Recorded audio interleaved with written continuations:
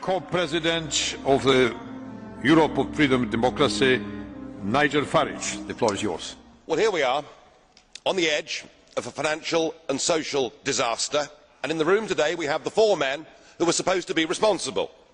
And yet we've listened to the dullest, most technocratic speeches I've ever heard. You are all in denial. By any objective measure, the euro is a failure.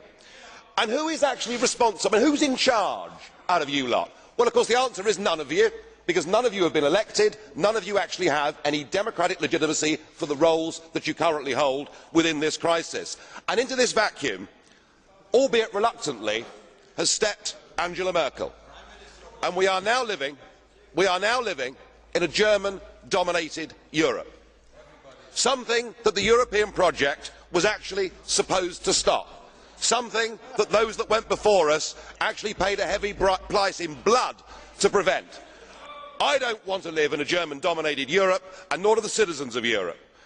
But you guys have played a role, because when Mr Papandreou got up and used the word referendum, or Mr Rehn, you described it as a breach of confidence, and your friends here got together like a pack of hyenas, rounded on Papandreou, had him removed and replaced by a puppet government. What an absolutely disgusting spectacle that was. And not satisfied with that, you decided that Berlusconi had to go.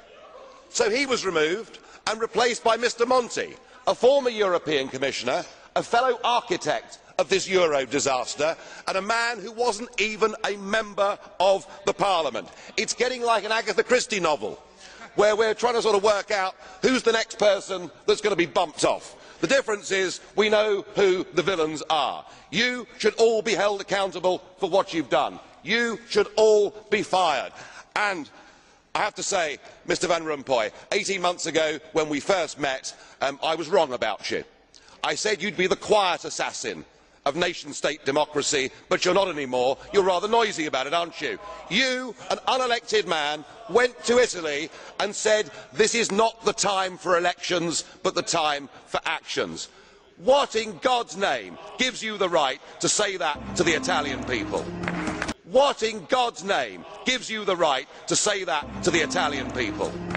What in God's name gives you the right to say that to the Italian people?